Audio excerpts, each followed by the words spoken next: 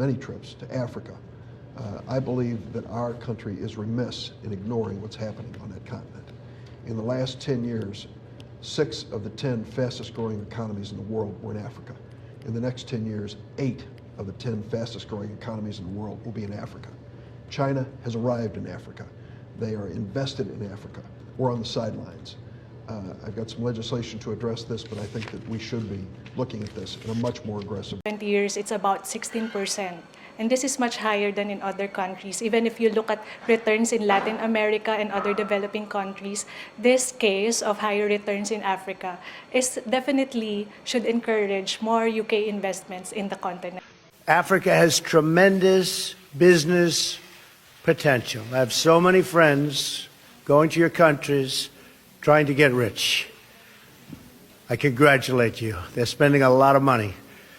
But it has a tremendous business potential and representing huge amounts of different markets. And for American firms, it's really become a place that they have to go, that they want to go. 6 of the world's 10 fastest growing economies are in Africa. Increasing American trade and investment across diverse industries, including agriculture, energy, transportation, healthcare, travel, and tourism, will further transform lives throughout the continent. Let me begin with a truth so explosive, so undeniable, that it is shaking Washington to its core. The money that once fueled America's empire is leaving its shores, and it is flowing straight into Africa. For decades, America depended on the labor, the sweat, and yes, the dollars of African Americans to keep its economy afloat. But today, the tide has turned. Billions, not millions. Billions are being redirected. Real estate in Accra, technology hubs in Nairobi, solar grids in Dakar, vast agricultural projects in Addis Ababa. African Americans are not just talking about Africa. They are investing in Africa, and every dollar that leaves America is a wound that the U.S. economy cannot heal. Washington is terrified because they never saw this coming. They always assumed the African American dollar would remain trapped inside their system, feeding their corporations, sustaining their banks, keeping their Wall Street alive. But now that dollar is free. And when billions move, they do not just move money, they move power. America calls this a crisis. But for Africa, this is liberation. For centuries, wealth flowed one way, out of Africa into Western coffers. Now history is reversing. For the first time, the children of Africa in the diaspora are pouring wealth back into the motherland. The flow of capital is no longer a river draining Africa dry. It is a flood restoring her strength. And make no mistake, this is not just investment. This is rebellion. This is a revolt against centuries of exploitation. This is African Americans saying, no more. No more will our wealth build skyscrapers in New York while our villages lack schools. No more will our labor feed Wall Street while our people go hungry. No more will our futures be chained to America's collapsing empire. Do you see the panic in Washington? Do you hear the silence in Wall Street boardrooms? They know what this means. Every $1 billion invested in Africa is $1 billion lost to America's economy. Every African American who moves their wealth is another crack in America's fragile foundation. Every new business, every new farm, every new factory in Africa is one less dependency on U.S. control. And it is not just money. It is people. African Americans are moving back, buying land, opening schools, creating jobs, transferring knowledge. This is a brain drain like America has never seen, not because it is losing to Europe or Asia, but because it is losing to Africa. The very descendants of those who built America with their blood are now leaving with their wealth, their skills, and their determination. This is not just economics, this is prophecy fulfilled. For centuries, Africa waited for her children to return. Now they are coming, not as slaves, not as refugees, but as investors, as builders, as liberators. And America? America is trembling because it realizes it cannot stop this. Ladies and gentlemen, this is not the beginning of Africa's story, this is the climax. America is watching its own economy bleed, watching its global influence slip, watching its monopoly over African Americans collapse, and all it can do is panic. So let the world hear it clearly. The exodus has begun. The African American dollar is leaving America. The African American future is leaving America. The African American destiny is leaving America. And it is not going to Europe. It is not going to Asia. It is going home to Africa. And once Africa and her diaspora stand together, once billions turn into trillions, once opportunity becomes ownership, there will be no empire, no superpower, no nation on this planet that can contain Africa's rise. That is why the U.S. is furious. That is why the world is watching. And that is why history is being written before. our very eyes. Something extraordinary is happening across the globe, and though it is barely whispered about in the halls of Washington and the boardrooms of Wall Street, the shockwaves are undeniable. For the first time in modern history, African Americans, a community that has endured centuries of systemic exclusion and economic sabotage in the United States, are moving their wealth, their creativity, and their future into Africa. And they are doing it in numbers and in ways that are sending America into panic. For generations, African Americans were told their destiny was tied permanently to America.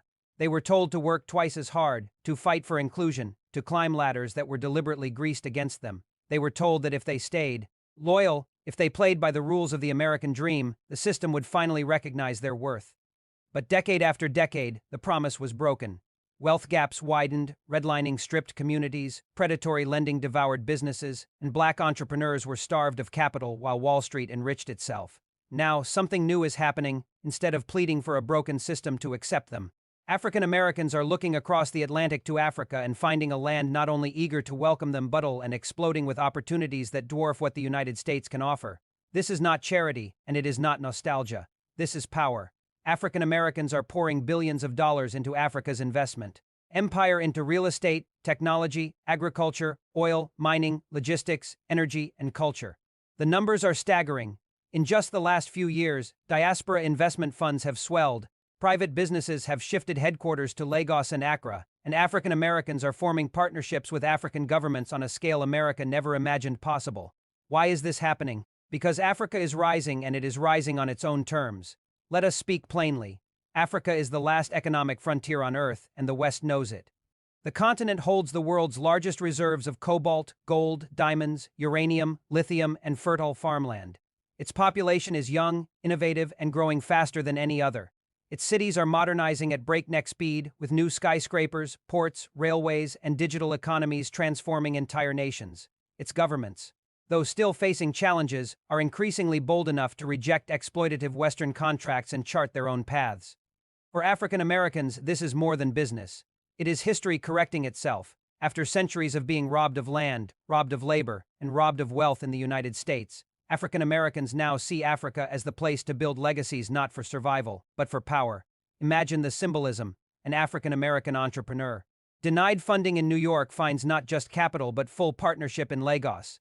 A family priced out of homes in Chicago invests in prime real estate in Accra. A young engineer ignored in Silicon Valley relocates to Nairobi's Silicon Savannah, where governments roll out the red carpet for innovators.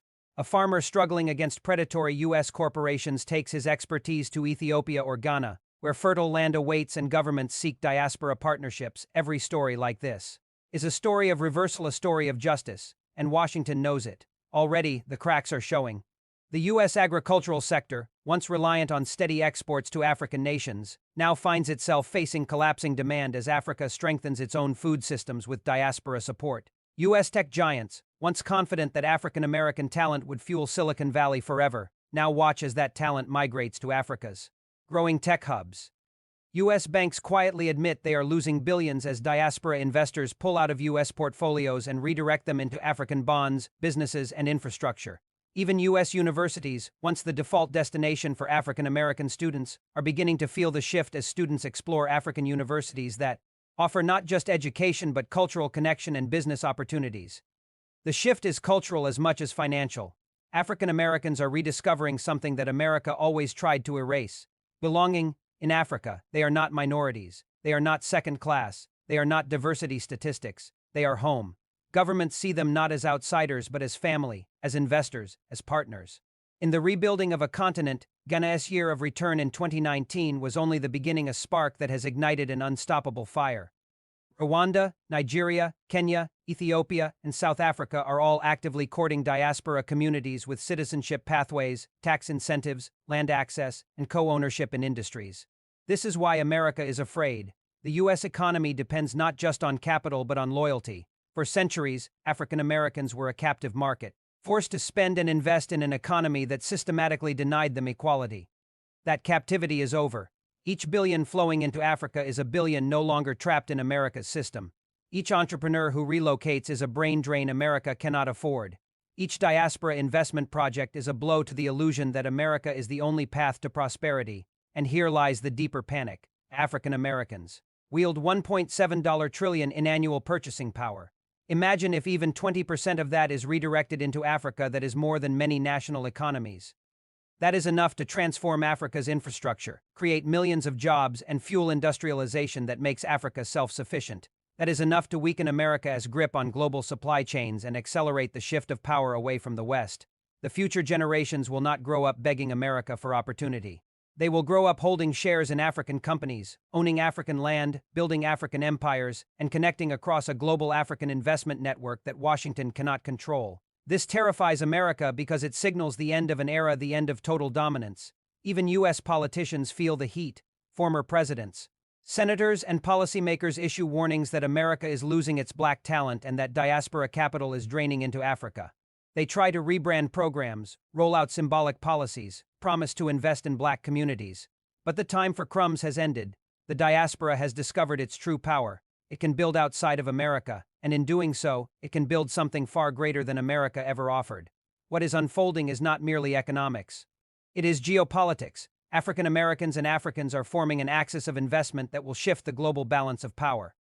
Together, they are creating a new empire of finance, culture, and innovation. Together, they are saying no to exploitation, no to subjugation, no to dependency. This is why African Americans are moving billions into Africa's new investment empire. This is why America trembles as airports fill with diaspora entrepreneurs headed east, instead of west. This is why Wall Street fears not only the loss of capital but the loss of narrative, the myth that America is the only land of promise. The truth is out. The promise is broken. The tide has turned, and the billions moving into Africa are only the beginning of a story that will change the destiny of nations forever. The truth America does not want to face is that its own house is collapsing, and the exodus of African American wealth to Africa is not a coincidence, it is a response. It is the inevitable backlash of centuries of systemic theft, exclusion, and betrayal. For too long, African Americans were expected to remain bound to a nation that built its prosperity on their labor, but refused to let them reap the rewards. Now, they are turning the tables, and by doing so, they are creating an economic revolution that stretches across oceans. When you follow the money, you see just how deep this shift goes. U.S. cities that once depended on African American spending are already reporting declines in small business activity. Luxury brands, once confident in black consumers as their strongest customer base, are facing sudden drops in demand. Investment banks quietly report an outflow of capital into African sovereign bonds, diaspora cooperative funds, and Pan-African fintech ventures. In the shadows of Wall Street, there is growing alarm that a trillion-dollar capital flight is underway. It is not just the numbers. It is the symbolism. For decades, America told the story that African Americans had no choice but to play the game inside America's borders. But the sight of African Americans buying farmland in Zambia, investing in technology parks in Kenya, building hotels in Ghana, and launching mining partnerships in the Democratic Republic of Congo shatters that narrative. It says to the world, we have choices, we have alternatives, we are not prisoners in America's system, and the beauty of this transformation is that it is not just about individuals getting richer. It is about building structures of collective power. Diaspora investment funds are pooling billions to finance African infrastructure without Western banks. Cooperative platforms are linking African American farmers with African agricultural ministries, creating a direct food supply chain that cuts America out entirely. Tech innovators are building apps that allow diaspora investors to purchase land, shares, and bonds in Africa from their phones, bypassing Wall Street altogether. This is why the U.S. government is panicking. It is not merely losing money, it is losing control. Think about it. The United States has long wielded sanctions, loans, and aid as tools of dominance. But what happens when African nations no longer need U.S. aid because diaspora dollars are flowing directly into their treasuries? What happens when U.S. sanctions fail because African states have alternative capital and diaspora-backed industries to lean on? What happens when IMF loans lose their leverage because Africa is no longer begging in Washington but partnering with its own family across the ocean? It means America's grip is broken. It means Africa has the power to say no and mean it. The diaspora understands this. That is why they are not just investing as individuals, but as a collective movement. They know that every factory built in Lagos weakens Wall Street's monopoly. Every solar plant in Nairobi reduces America's energy leverage. Every diamond refinery in Botswana denies the West its centuries-old control of African minerals.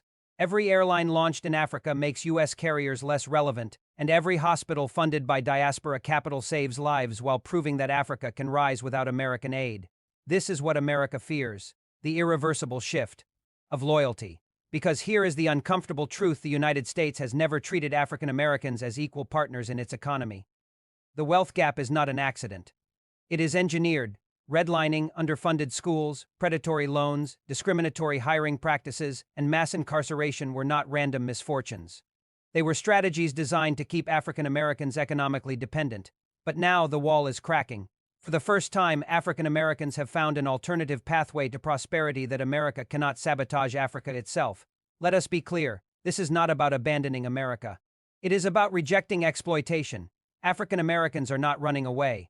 They are running toward opportunity, toward dignity, toward belonging. And in doing so, they are exposing the hollowness of the American dream. The evidence is everywhere. Look at Ghana, where entire neighborhoods in Accra are being built with diaspora capital. Look at Rwanda, where African Americans are investing in tech incubators and green energy. Look at Nigeria, where diaspora-backed entertainment and fashion industries are challenging Hollywood. Look at Kenya, where diaspora investors are pouring funds into agritech firms that are outcompeting U.S. food exporters. These are not small ripples, they are waves reshaping the global economic order. America's political class knows this. That is why in backroom meetings, senators and business leaders whisper about the risk of capital flight and the danger of losing the black economic base. That is why corporations scramble to launch half-hearted diversity programs, hoping to keep African Americans tethered to their economy. But the tide has already turned. The younger generation of African Americans is leading the way. They are not waiting for permission. They are not asking for inclusion. They are building directly.